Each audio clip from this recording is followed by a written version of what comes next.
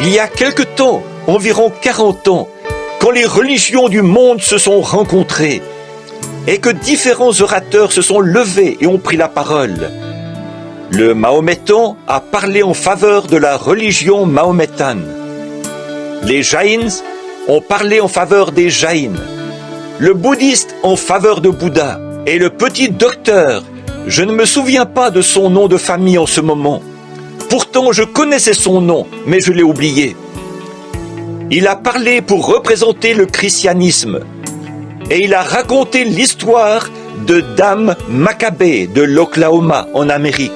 Elle était si méchante et si méprisable que même au moment de la tuer, ils n'ont même pas voulu la toucher, tant elle était vulgaire et vile. Ils l'avaient arrêtée avec comme chef d'accusation d'avoir fumé un cigare, d'avoir conduit une diligence et d'avoir enfreint les lois, battu des records en Oklahoma lorsqu'elle était passée dans la rue en conduisant un attelage de 4 chevaux. Et elle était si vile et si répugnante que les gens de la société ne voulaient même pas s'approcher de l'endroit où elle se trouvait. À tel point que, lorsque les bourreaux allaient l'exécuter, ils n'ont pas voulu la pendre. Ils ont juste versé sur elle du goudron et des plumes pour la tuer.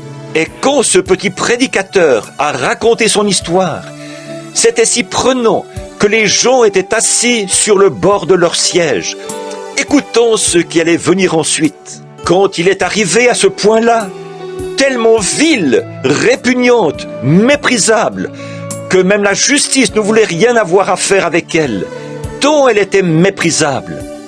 Même le diable en enfer aurait presque rejeté une telle personne, d'après la manière dont il a raconté cette histoire.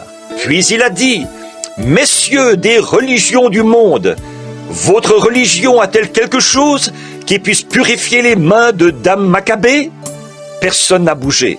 Alors il a tapé dans ses mains et il a sauté en l'air. Il a dit: « Gloire à Dieu!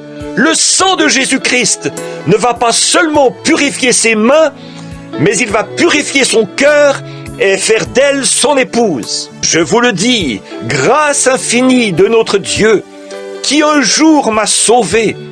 J'étais perdu, errant de lieu en lieu, quand il m'a retrouvé. Ma vie fut complètement changée au moment où j'ai cru. Depuis ce jour, de tous les dangers, sa grâce m'a secouru.